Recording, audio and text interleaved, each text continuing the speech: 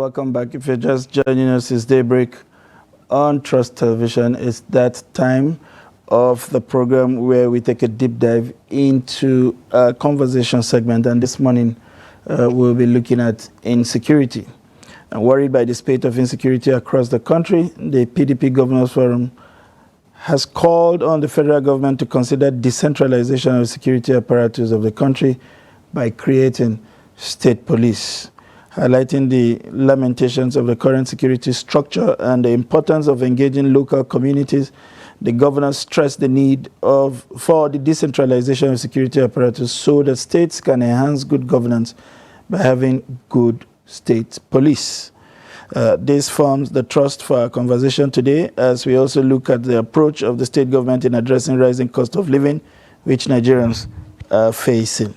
We have a renowned security expert, an avid writer, and a researcher on security matters and conflict resolution, retired Brigadier General John Tamlong Verzum from Jos, the Plateau State capital, this morning. General John Tamlong, while in the military, was the commander in charge of the multinational Joint Task Force in Baga. Good morning, General.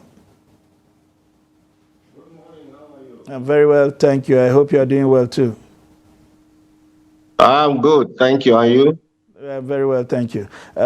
This morning, the last couple of weeks or months, if you like, with various incidences across the country, we have seen a renewed call, by the governors on the need to decentralize the Nigerian security apparatus. The need to specifically, evolve a structure that would allow the state to put up a state police, one that they think would respond to some of the security challenge we see today quicker and faster, and try to nip some of the crises in the bud, before it escalates. What are your initial thoughts about this renewed call, for decentralizing the Nigerian security apparatus? Well, thank you very much. That is, on the face value, is appealing. But I'll be frank with you, it's a call to anarchy. People should ask the question, there were regional police before, there were native authority police before. What happened that they were reverted into a single federal police? It's because this generation do not read and are not aware and not conversant with history. Going into independence, there were complaints by the minority groups in this country to Her Majesty's government on their fears that once there is independence, the suppression and operation by the regional and native authority police is going to have an adverse effect on them. As a result of that, Her Majesty's government set up the Sir Henry Willings Commission in 1957. And by 1958, when Sir Henry Willings Commission turned in a report, it recommended that the police force should be centralized. But that in the report, it stated that the execution should be decentralized as it is now, which they are doing, where you have in each state, you have commissioners, you have in local governments and the rest, and that the regions should bear part of the burden for the funding of the police, because after all, the regions, the police are providing security for them. That was before the states were created. I remember this report, when it was submitted, there was, the regions didn't want to implement it. But the 1966 coup, then it was implemented, and a centralization and the abrogation of the native authority police and the regional police and a centralized police. Okay. They were effective then, And so if we are asking why are they not effective now, it is for us not to look at a simplistic solution to the problem, which we think it is, by creating other organs and increasing bureaucracy and the costs of governance. Instead, we should interrogate what are the problems, what are the fundamental issues that this hitherto effective police force is no more effective. And I think that should go at the root of the whole problem, that we should look at it and interrogate it and see how we can now correct some of those places, things we do. And part of the example is, look, the population of Nigeria has grown tremendously and in quantum force from 1966 to now in 2024 to about 220 million. Now, how do you want a police force that is less than 1 million to police 220 million? For goodness sake, let's look at it. Even going by the UN standard of 4,000 to 1 or 400 to 1, what's the ratio that we have now? 2, what are the working conditions of these people whom you call the police? And 3, we have not been able to come out and get the police force to be a truly Nigerian police, because the colonial hangover is still there. You see, during the colonial period, they wanted to separate the police from the citizens and use them to oppress the citizens. And so what they did was to build barracks for policemen like they built for the military. Yet if you go to their countries, there are no police barracks because it is a civil police force. They live with the people that they are policing. Till today, we have carried that hangover and keeping policemen who are supposed to be even on and off duty, be observing what is going on in their environments and seeing who are the criminals, the criminal elements, and nip them, because policing involves prevention, crime prevention and detection. Not what we are doing, we are reacting now, fighting. The major work of policing is to prevent and detect crime so that you nip it at the bud. All right. So that colonial hangover is still there. Okay, if I may, General. All you need is barracks for the kinetic arm of the police, which is the mobile police force. And that's the force between the regular police and the armed forces.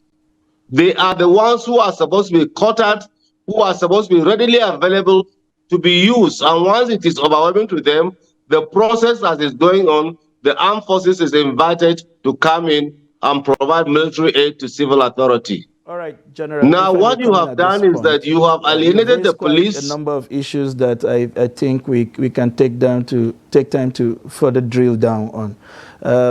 The Billings report, which was made available to Her Majesty, was in 1957, as you rightly captured, some 65 years ago. Since that time, we have evolved, whether in terms of populations, we have not become. I mean, even the regional governments have all been phased out. We now have states and local governments. That's if the local governments exist in the real sense of the word.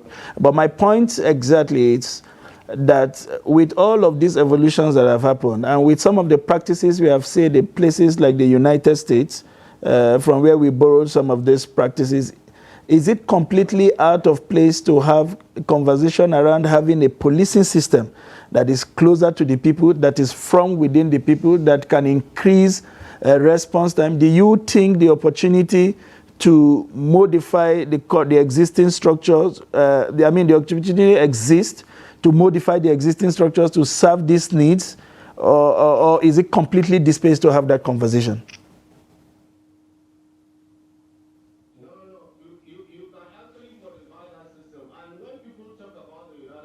Example, I tell them that we should look at it from the evolution of the United States itself. The federal system in the United States was formed by the states. It was the states that came together to form a center, and gave them some of their powers. The states had their armed forces, they had their police before they came together to form the United States of America. And so what they did was that once they relieved some of the authorities' powers to the center, they held back some of them. And one of those things that they held back is their national guards. So, which is different from the police, because what you are asking for, the threat we are facing today, the police, even the federal police cannot face it. It is the armed forces that has come in. So even if you talk of a state police, as it were, the state police, unless you say a state armed forces or a state national guard, as it is obtained in America, but then the national guard in America too has a system that is linked up with the federal government, and their training and equipment is done by the federal, who make sure that they train in line with the doctrine of the United States Armed Forces, because they can be employed and deployed even outside continental United States now. But before, they were not deployed within the continental United States. But now back to your question, that we can actually tinker with what it is and make it look more responsive.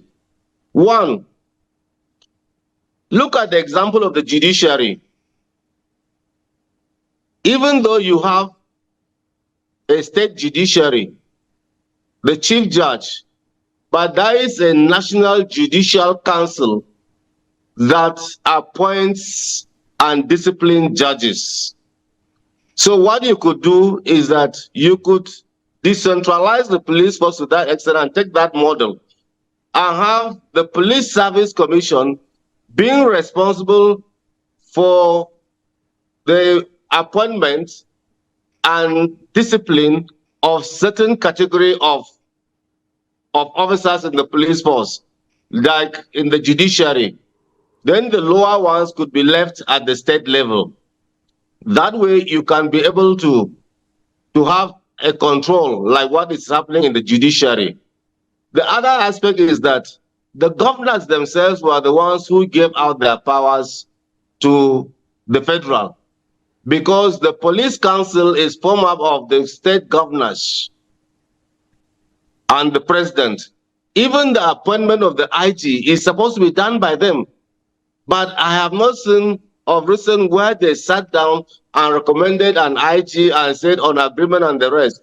They left out their powers to the president to the extent that the police is wholly controlled by the federal, because that section of the Constitution and the Police Act envisages there's this sort of problems and said let there be a dual mandate between the states and the federation in respect to the appointment of the Inspector General of Police, and probably some of the doctrines and what is happening, because there should be able to be accountability of the IG to them.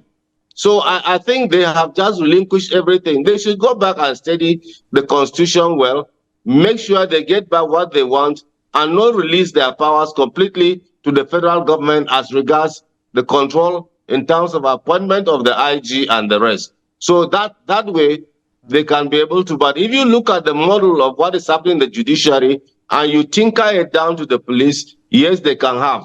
But in any case, the police men or the police commissioners in the states are members of the State Security Council.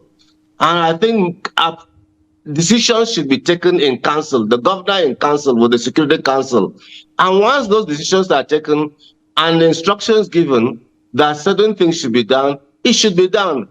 But I'll tell you, there are problems there again, because some political problems which the governors have, they want to use force against their opponents to achieve. And that is not professional for the police or the armed forces to do, because those are areas that soft power should work, not hard power. And because they are afraid of elections, saying that, look, they will be seen as being hard, they want votes, that some of these people are their own people. It comes in, politics come into national security issues, and this kills the whole country. We should not politicize national security. Let's call a spade by a spade, whether you are the governor's brother or his best supporter or the chairman of his party. If you are a criminal, you should be treated as a criminal. Simple. Okay. General, just to come in here, I mean, I think there's a consensus across the country that the policing model we have right now is antiquated one way or another. It is not fit for purpose, and that's the only reason why we're even talking about the security challenges or the security crisis that we're having to deal with. And if you take a look, if you take a survey across the world, you realize that decentralization is pretty much what most countries are adopting to address their own security challenges, one that is not too peculiar to the situation we're faced with right now. And one of the obvious things that also stand out from the current structure is that the current policing structure was pretty much made in the image of the Nigerian military, because the military had a greater say in shaping the security architecture, whether during their era or the two former military generals that we had as presidents, President Obasanjo back in the early 2000s, and President Muhammadu Buhari, who just left office a couple of months ago. I mean, for most Nigerians, it doesn't make sense for us to keep repeating the same thing and expect a different result. Because while there are issues around funding, the manpower, as you did talk about, the governors who are supposed to be quote-unquote chief security officers have very little or no say whatsoever in regards to the operational modalities with regards to the Nigerian police. Hence, the need for them to really renew this call again for us to have some sort of state structure that allows states to really fund their own police and also take responsibility, because we've seen some results with the likes of Amotekun, with all the other state structures, vigilante groups that have been operating to mitigate some of the gaps created by our state police. Don't you think that this is a risk worth taking? Because I remember from the beginning of the analysis, you do was anarchy. And I don't think that's what they have in America. That's not what they have in the UK, where the systems are decentralized. It makes me laugh when some of you start asking some of these questions and start talking about the military. The military handed over 24 years ago or so, 20 how many years? Now you are still talking about the military being in charge or being modeled about that. You mean it will take us another 50 years to be able to do what we want to do and do what we think the military did? I don't think so. I think if we want to hold our future in our hands and look at what we want to do, then we must stop this blame game. We must start looking at it. In fact, you came in to solve a problem. You offered yourself to be elected to solve a problem. And what is the problem? It means you don't even understand the problem in the first place, or you are just being attracted by the glamour of office. For goodness sake, let's stop this blame game. Is that we have not been able to sit down and even understand the narrative itself. How do a governor wants to be an operational commander? Is the president even the operational commander of the armed forces? Is the commander-in-chief? He's not. His powers have been delegated. The Constitution gives him that to an officer of the armed forces. The Armed Forces Act does the same thing too. Look, they are supposed to provide direction. Now, when you talk of models, and I gave you the example of the American state, in Nigeria, it is the center that created the states. In America, it's the states that created the center. So you can't compare those two. But then, going down further, when you look at the operations of those vigilantes or Ametekun, who are they accountable to? Is there any accountability? If you know what they are doing in those areas, the human rights abuses that are going on, you will not. You will rather say, okay, you are seeing some results here, but what goes in behind is this thing. But then, what stops the police itself? Like I said, you are now this. You tell us everybody says security is everybody's business, but what is your own responsibility as to that security? Do you know what you are supposed to do? What are the citizens supposed to do? Just to sit down and wait for the police or the DSS or the armed forces to secure them? What are they supposed to do as citizens to secure themselves? I mean, they have a role. The problem is that the governors themselves have not been able to domesticate some of these national security documents and be able to teach and build the capacity of their citizens as to their responsibility as to national security. If you take the defense policy, for instance, it is a citizen-centric policy. which specifies the rules of the citizens in defense. Now they cannot, you sit here, cannot sit down and tell me what your roles are until somebody builds your capacity.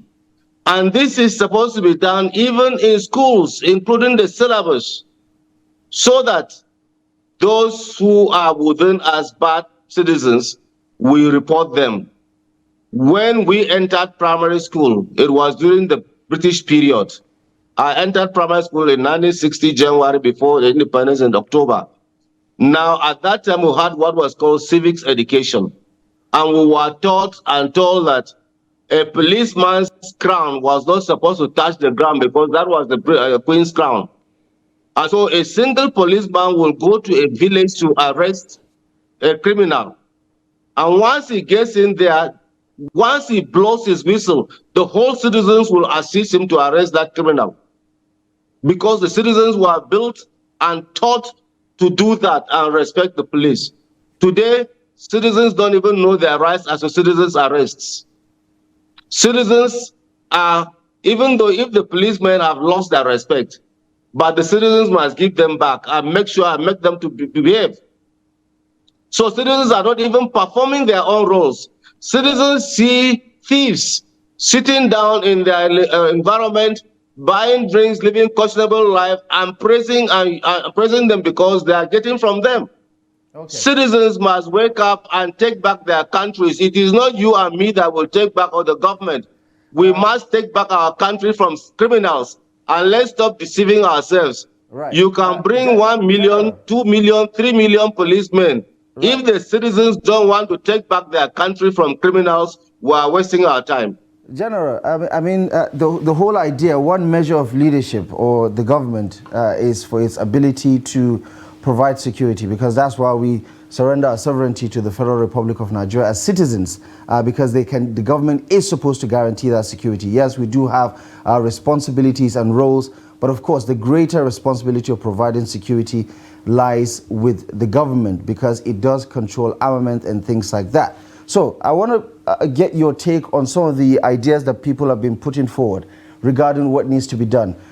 This past week, we've heard from the governor of Katsina, who said, listen, citizens should stop solely relying on the government to protect them, because the government doesn't have the ability or the capacity to do that, which begs the question, and then what is the point of having the government? Plus, you talk about, you know, some of these criminals in our society. There are those criminals who, to be fair, you know, are not so obvious. And then there are the ones who are obvious, but the citizens are not equipped to do anything about it.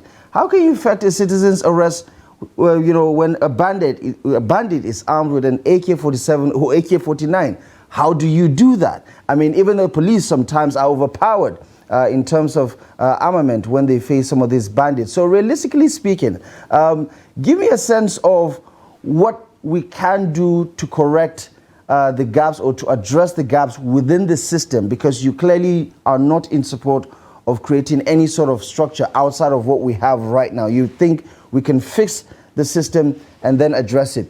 With regards to the kinetic approach right now, we have the Nigerian army in deployment across the 36 states of the Federation, which they are not equipped to do, by the way, if we're going to be honest. That's the job of the police, but the police is incapable of doing it because we have come to understand that they've been overwhelmed. What do we do to fix the current system, in your view, that can give us value for not just money, but value for the essence of what government is supposed to represent?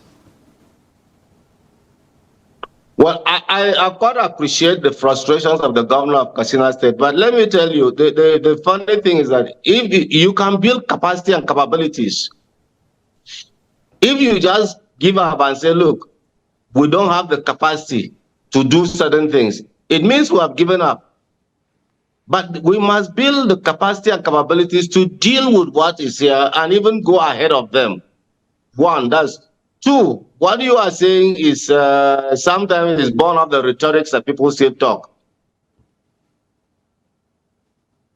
Even if you have the police fully, even at the local level, what you are dealing with requires intelligence. And this intelligence, the information to be analyzed and processed into intelligence come from the citizens. They will never have enough intelligence personnel to deploy in every nook and cranny of this country. It is not rocket science. Even in those countries that you talk about, I will give you examples that they do. It is citizens that call 911 at every time. If you go to Britain, you see those old women and men sitting down on their balconies, taking sunlight in the afternoon, morning, afternoon, and evening. They are providing security for this environment. They know everybody on that street. They see, if they see anything that is suspicious, they call 911 before you even know. You will see policemen come and apprehend somebody who is roaming around the street and the rest, and they pick them. If you go to the shopping mall, you see them all over. Those old people, they move around sometimes the whole day. They just pick, they don't buy anything. They come and sit down and buy the coffee or tea and drink and the rest. If you go to the USA, yeah, the same thing you call neighborhood watch. I had an experience. I didn't even know. We were sleeping with my family in US, and that there were some black guys who were picketing our house. What our neighbor did, that was around 11, 12 in the night. Our neighbor called the police straight off and said, there is an international officer in so-so and so, 1106 North 11th, that he has seen some people suspiciously milling around his house. He didn't alert me. It wasn't the police that knew. Once he called the police, every 5 minutes a police vehicle was patrolling around my house. It was in the morning that he now tell us this story. So he didn't want to disturb us and to make us fear. Now, going further is that we must, even if you decentralize the police, one, have you thought about the costs? Have you thought about how you're going to equip them? Are you going to equip them like the armed forces? Because you said even these terrorists, they come, they are more equipped than these people. Some states have not been paying salaries. Go and give a human being arms and ammunition and don't pay him salary, and he will not sit down in that studio to talk to me today, because he will turn the weapons against you. Some primary schools today, in some schools, have not been paid. Some are on strike. The responsibility of keeping people whom you give arms is such enormous that you must not tinker with it anyhow. But coming to the bandits, these bandits, some of them live within us. Some of them enjoy facilities within us. It is for us to engage a holistic, what we are doing is we are trying to look at a sectoral approach. We will never solve it. We have to look at a holistic approach to all these things. Now, I gave you the examples about USA and UK now. Now come to Nigeria. If not, in some areas within the same, in Kaduna there, if you go to Rigasa area and the rest, how are those buildings built? If not for the old city of Kaduna, that's the GRA area that is well planned. The Max Lux plan that planned it.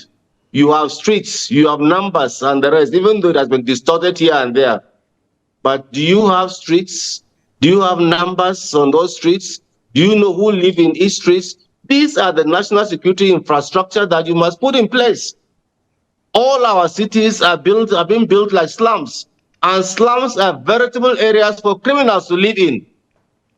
People convert residential areas into hotels.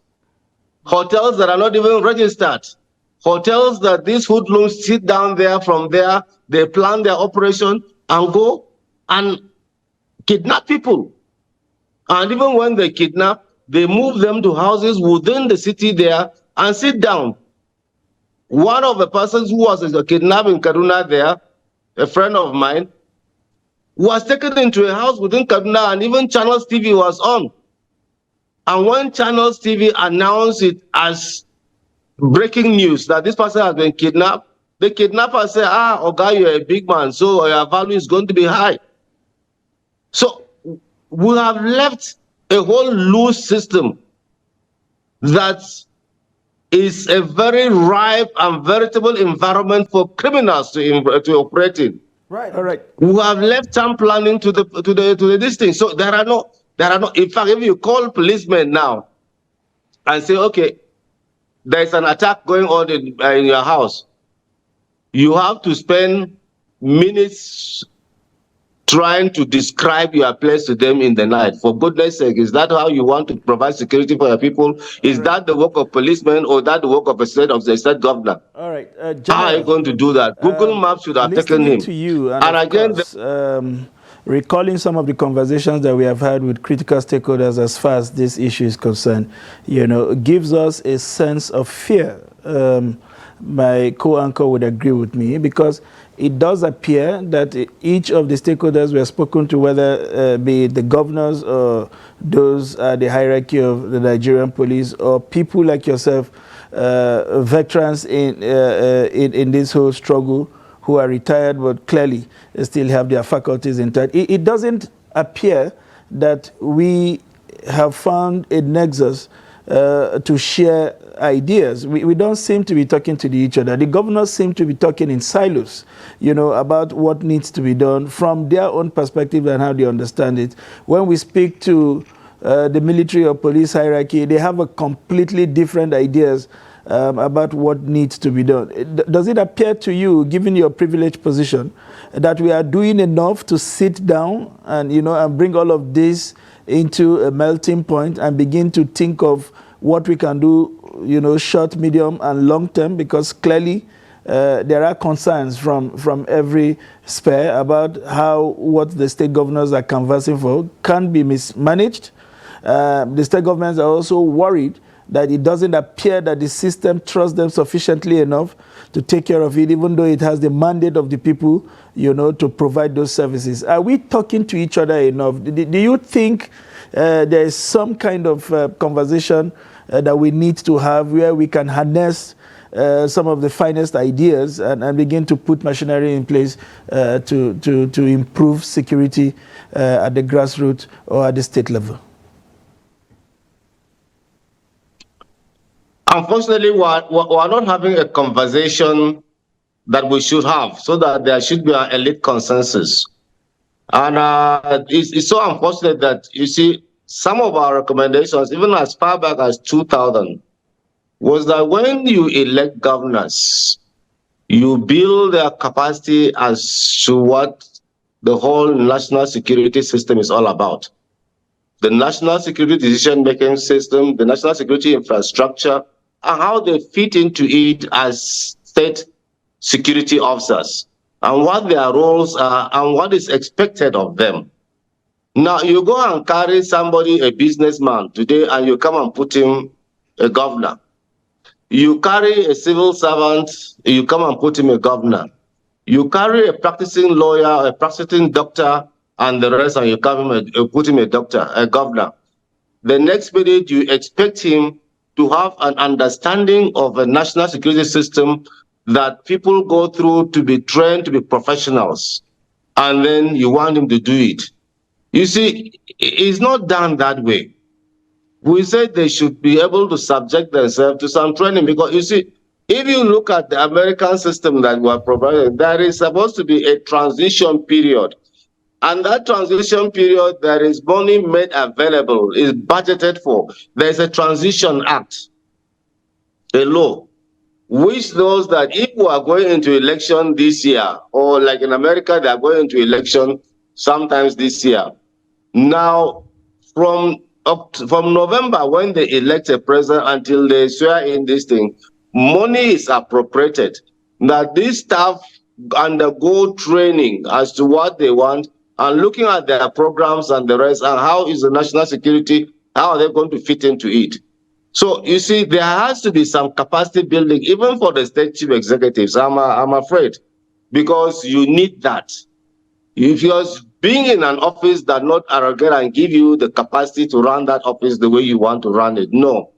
Secondly, We need to look at this thing. What I said, we must address this thing holistically. Even if you come and give them state police today, the state police are going to operate in an environment. What are those infrastructure that are already on ground that will assist them in achieving security? They are not there. So they must build them, because there is nowhere that you live in slums and expect to provide security in slums like that. They are doing even city renewals abroad, because they are envisaging that in the next 10, 15 years, you are going to have cars that are driverless, which will move from point A to B. You program them. So you are building your cities to accommodate them. We have not even built our cities to accommodate security concerns, emergency concerns.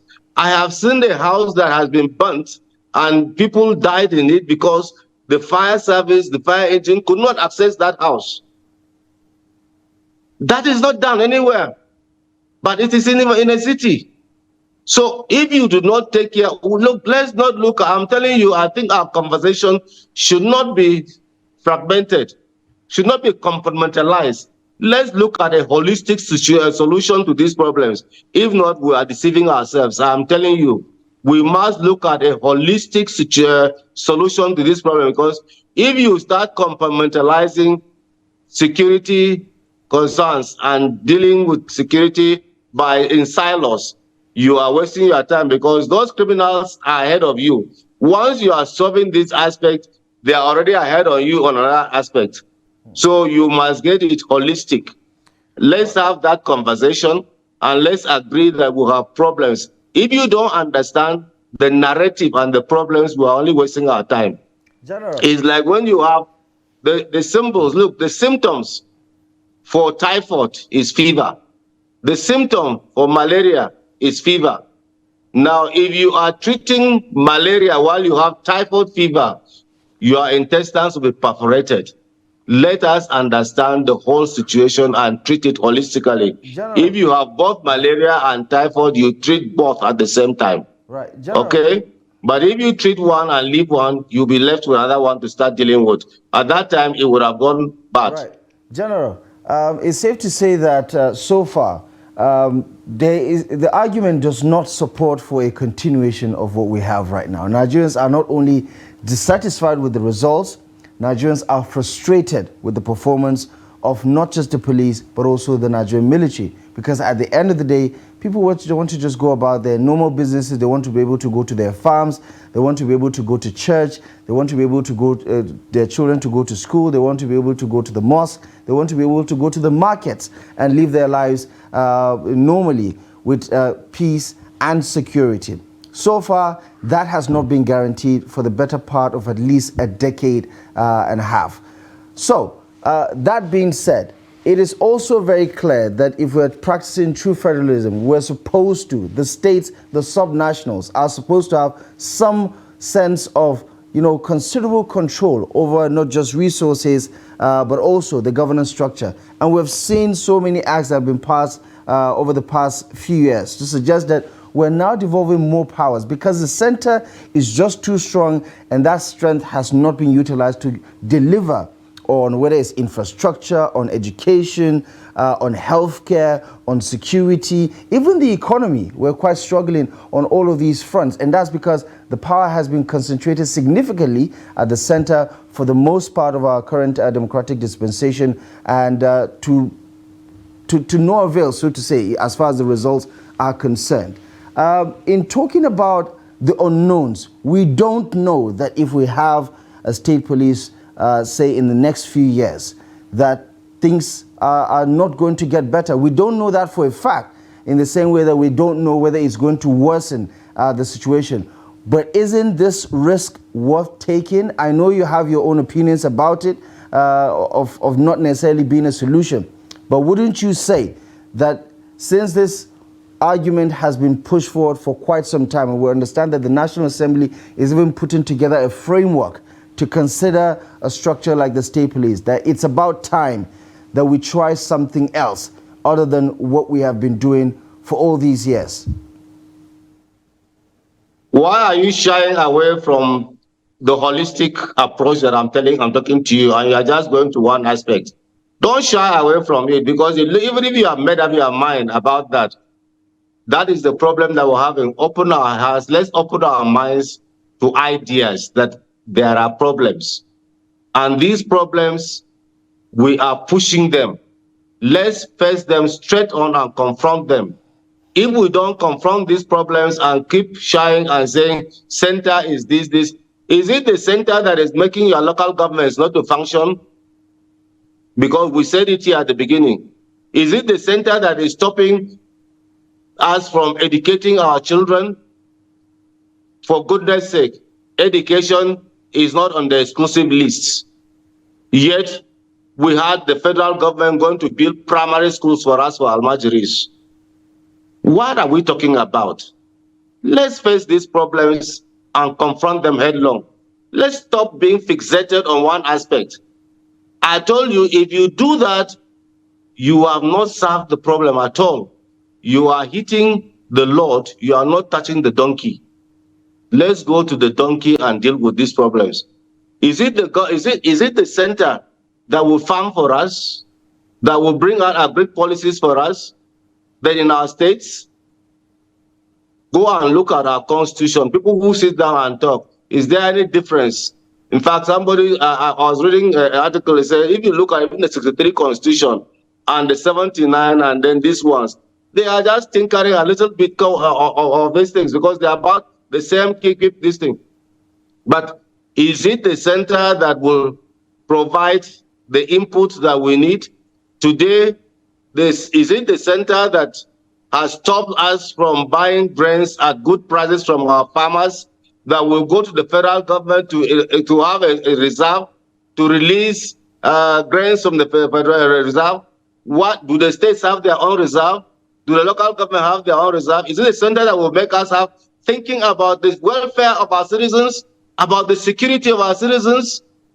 We must hold everybody accountable. Let's stop pushing the buck. We are not even doing it. Our schools are just, our hospitals are nothing to write home about. We sit down and say center. And I'm afraid when you talk about the military not giving you what it is, I'm not defending the military, but the military, like I told you, will rely on information from the citizens. What you are dealing with is a population-centric. Asymmetric warfare is a citizen-centric warfare. They don't operate in isolation. They operate within you and me. They wear the same thing. They are our relations. The people who killed the monarch in Kwara, the general that was killed, they came and sat down in a bar in that place and drank and planned how to go. At the end of the day, it was the barman who saw them as very good customers. They asked him, why is the Oba's house, the chief's house, palace? He led them to the palace of the chief. And today is history. He is history. Is it the military or the police that will do that? Citizens are willfully providing intelligence information to people without even knowing, because we have even failed to do that and carry them along. So when you look, let's confront these problems head on. What I'm afraid and what I've been telling Nigerians is that there are problems. Let's sit down, analyze our problems, and see how we can confront them head on. Let's stop this blame game. Blame game will not bring you anybody. Will not stop solution for you. Will not bring solutions for you. We have problems, and everybody must accept responsibility. In any case, why did you offer yourself for position of authority and responsibility? Because you think you want to. You went and told people that you are going to do this, do this. You are not doing it. You are blaming others. For goodness sake, I think I appreciate President Tinubu for saying one thing. He asked for the job. Don't pity me because he feels that he can solve it. All right. And so we shouldn't be pushing the buck onto all. All right, General, as we wind down this conversation, I would like to stir the honest net, which is you have rightly alluded to the fact that there is the need to sit down and talk to each other. How do you think this whole process should proceed from here? Is it a National Assembly-led conversation? Do you think those are the aim of affairs, and in this case, the security chiefs should be the one who should initiate, this conversation in such a way that we build trust within the systems and eliminate this mutual suspicion about who is in charge of what and how we can get results collectively? Where do you think, who do you think should be at the forefront of putting these conversations together so that we can begin to harness ideas and positions and then work together to achieve results? Thank you. This is now, you are now asking questions that you see we should be looking at solutions. Now, you see, the Constitution gives the National Assembly its own role, because in the wisdom of the crafters of the Constitution, they believe you do not give so much powers to the center or to the governors or to the presidents without holding some. And that's why they hold the purse. Now, at their own level, they need to have their own conversation. One. At the level of the executives, I told you what my course at the National War College, now National Defense College, in 2000 recommended. 2001, when we graduated, that state governors, when we finish our crisis game, should be exposed to this crisis game like this, because they should know how crises go on. The governors can have their own conversation, okay? At the national level, there is already a national security. The structures are there, the infrastructure are there at the national level. There is the national security staff, the armed forces are there, the police are there. And then they have these institutions, the National Defense College, the NIPS, and all these other colleges of the other district. For me, the Alumni Association of the National Defense College, where I was a president before, we do carry out these conversations every year. And we invite some of them and they don't attend. In fact, we have had a security seminar talking about ungoverned spaces in this country and what should be done and what it should be done. The papers are there. We forwarded the recommendations to the government, and it's left for the government to do that. For instance, I'll tell you, when we look at those ungoverned spaces, the forests you are talking about today, we called those who are the forest this thing, and they told us that, look, the forest guards and rangers that they had are old, some are dead, some is their children who are remaining there. There is no scheme of service. You don't even have numbers. You see, everybody sits down and believes that the armed forces can do magic or the police. No. This security architecture is designed in such a way that there are sources of information or intelligence that come in right from the bottom up. Those rangers and forest guards are supposed to provide certain information when they see strange movement of people or even footmarks of people and animals that are not even there before. The rangers should know the footmarks of all the animals in those areas. And when they see a strange one, they should start making a report and something should be done to trail.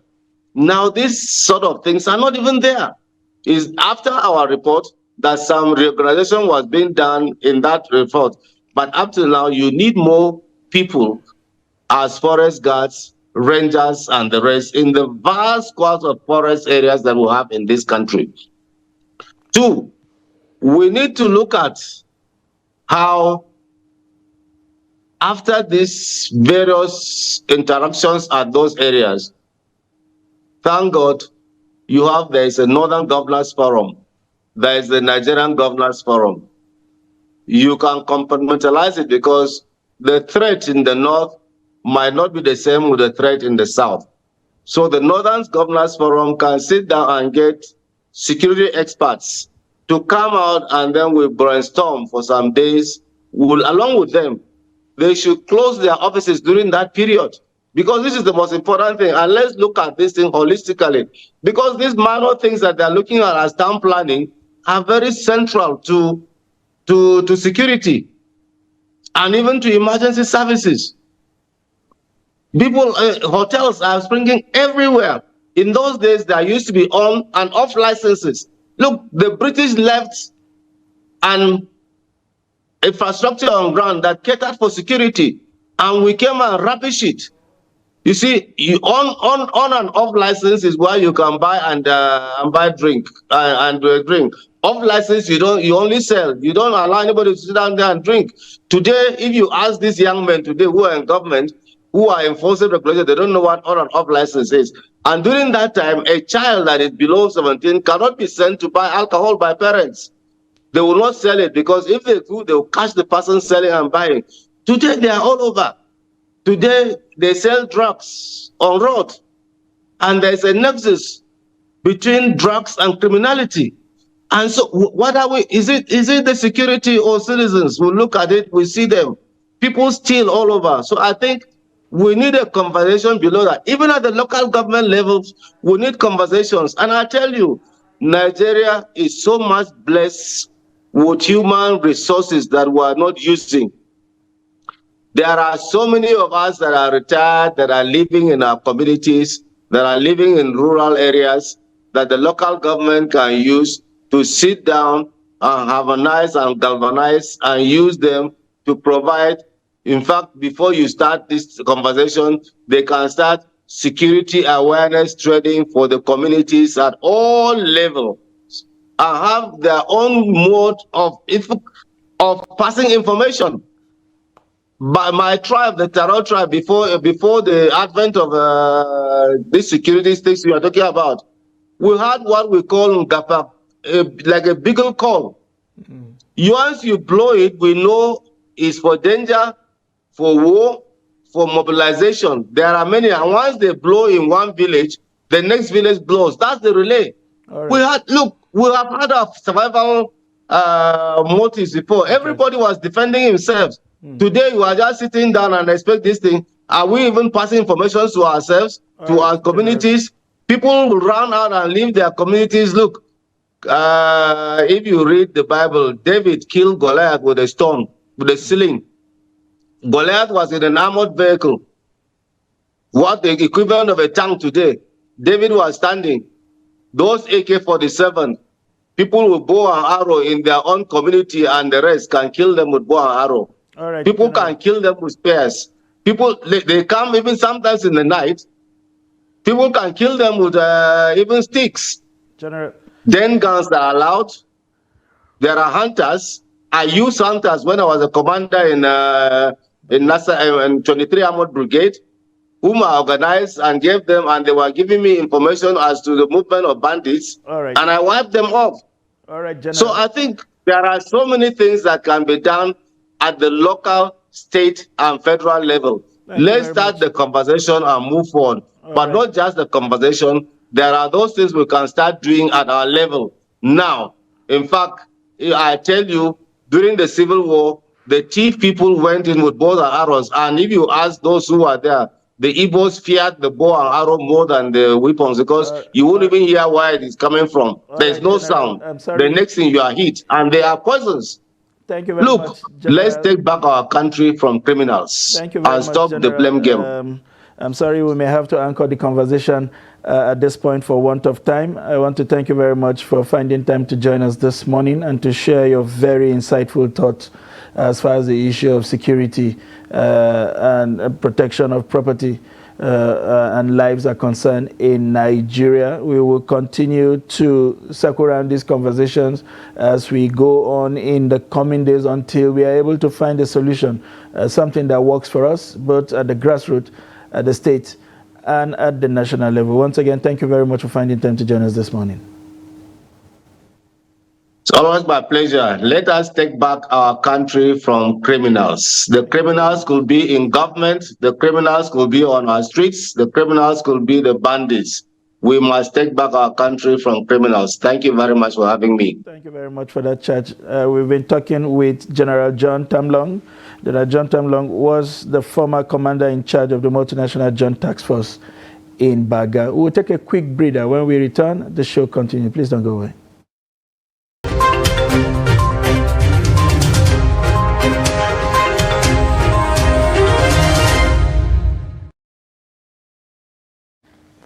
welcome back.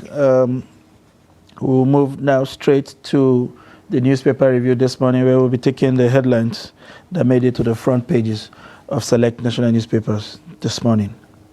We'll start as usual with the Daily Trust, and the major story there on the front page of the Daily Trust reads, bandits kill 2 policemen, adopt 40 in Zamfara. Family of 21 among captives. You'll find the details of that on page 4. And to other story directly below the name marks, rising production costs, bakers begin nationwide strike, February 27. I'm not sure what this strike would amount to, if you ask me. It's just adding fuel to the fire. Well, the point is, the average household would have to bear this brunt. As it is right now, the cost of an average loaf of bread for a household is already too expensive. But can you see the crisis on the horizon? Because you get the sense that this disagreeable approach is going to fester for quite some time, especially when the organized labor is talking, when the NLC president was talking about a $1 million minimum wage, which we know, even in the best of times, it's not attainable. Completely out of the radar. So, for me, if you ask, it sort of ridicules the conversation. Yeah. We clearly it does suggest that there is no any form of evaluation going on with regards to what the numbers are. It's not evidence-based. No, it's not completely. It's not evidence-based. We are not looking at what is possible. I think it's just wishful thinking by the unions, and you cannot get anything out of this government talking to them. It's almost like child's play sometimes. Even when they fiddled with the idea of 200,000, that's about a year ago. We felt it was ridiculous, given our reality. What to about jump the private from 200, sector? Do they sit and ask themselves, if we get this as the new minimum wage, what happens to the private sector? What about the businesses and their turnover? Can they afford to pay it? If they do end up paying it, will they survive? Will the business survive? Or will they be counterproductive somewhat, so that we see a lot more businesses go down and under because of this new minimum wage? So there's a lot of thinking that needs to go into some of the ideas that have been espoused, and unfortunately, I think some of them are just not making sense. They just don't make sense. As much as we think we will fare better with an extra pay, I mean, you and I can do with an extra cash here and there, but basically, is this visible? Clearly, no. Moving on to other stories. Buhari didn't approve $6.2 million for election observers. His signature forged, and this was a testimony. So there should be a forgery charge somewhere regarding the people who passed this, document along. And I was reading the content of, this particular story, and a part of it was saying that the document that was forwarded to the CBN official who, is giving testimony was a photocopied one. It's just really worrying how you would be working on a photocopied document that is that sensitive. So many things are just not adding up. I think at some point we will need to hear from the president himself, because if this money was actually paid out, the former president, I beg your pardon, if this amount was actually paid out to election observers, then who ordered this payment? I mean, for what it is worth, the CBN governor, as it was then, could not have been interested in making out payments this size without necessarily getting any kind of approval. So we need to really dig deep and unravel what had gone down with this $6.2 million. Another gas explosion rocks Lagos community. We understand that several persons have been found dead. Every time you get these stories, you are worried about when the next one would be. We really don't do anything to prevent it. We just sit and wait for when the next explosion comes around. And then, of course, we have the bottom strip. IMF confirms return of petroleum subsidy. I mean, painful as this conversation would be, clearly with all of the devaluations that we have seen in the horizon, it will be impossible to maintain the current fuel price. Yeah. And we're beginning to see some triggers. There's this on and off sales that we see. At some point, they sort of shut down their stations, and when they return, you see an addition of 5, 10, 15, 20 naira on the pump price. But at some point, except something happened very drastic, which includes ramping up local productions, we may have to pay more for pump price of fuel in Nigeria. And then you have this beautiful photo on the cover page of the silver medal winning Super Eagles. You have the president flanked by Trust Ekong and Jose Pizarro, and of course Captain Ahmed Musa, and of course Uwobi, who has suffered some cyberbullying in the last couple of days, taking one for the team, and I mean, wanting to blame him completely for the team's lackluster performance. Okay, listen, they did their best. They made us proud. And the least we can do as a people is just to appreciate them. True. If you think of the fact that another AFCON is just around the corner, how you treat them now would be important going forward. I think it was a commendable move by the federal government to award them the national honors. That's right. But also, maybe they should widen the scope to reflect other Nigerians who are, also giving service to the nation. There was one particular soldier who posted something online, and he was saying, listen, I took the ultimate risk fighting Boko Haram insurgents to get a bullet in my leg that is still there, and how come people like me don't get the recognition? I mean, not to take away from what the Super Eagles did. That's right. But I think when it comes to national honors, we should definitely widen the scope so that a lot more people can be captured. I mean, when you talk about that soldier, I also feel a sense of responsibility. I think the media is not doing enough to stress or emphasize some of these contributions. And so sometimes you want to think that those that have been celebrated by the media are the ones who are quick to get some of this recognition. Exactly. All right, let's turn our attention now to the front page of the Nation newspaper for today. Let's take a look at it. Access Holdings await CBN's nod for Agbede as CEO. It's a company that is going through the motions right now following that heartbreaking story that greeted the country just 2 days ago following the death of the CEO, Herbert Wigwe. He has been succeeded, and the CBN is just going to dot the I's and cross the T's on this new appointment. I don't know what you know about the new acting CEO, but it looks like we're hearing good things about her capacity to take over the helm. She's by no means very qualified, if you ask me. The industry was initially looking at Roosevelt Ogbonna, who was deputy managing director when Wigwe was managing director, who has also been in the shadows for quite a while. But this was a depth move. If you look at it clearly, what they were doing was that because the holding structure is more administrative, they allowed Roosevelt, who is a niche professional in the banking and who controls over 80% of the business, to sit right where he is, having understood what the visions are, the expansion drive and all, to control that sensitive aspect of the business where you get another competent professional. So it's a win-win, if you ask me, for the company. And some persons are also wondering, it does look very swift. That's how businesses move. That's how businesses move. We have to wake up to that reality. You can't be seen to be indecisive or allowing vacuums. And you can imagine what happened since that announcement on Saturday. By Monday morning, the share price took a plunge. That plunge was clearly a sign of uncertainty. People were not sure what the futures look like. But with this, they would have put some nerves to rest and stabilize the and stabilize. Why they also lead the conversation and planning on how to give Wigwe a befitting. What they say about investment? It likes security.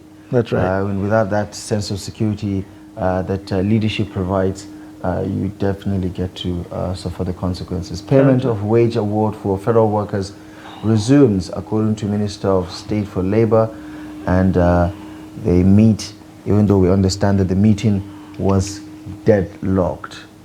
In other news, 5 directors for CBN board. Air Peace begins Lagos-New York flights.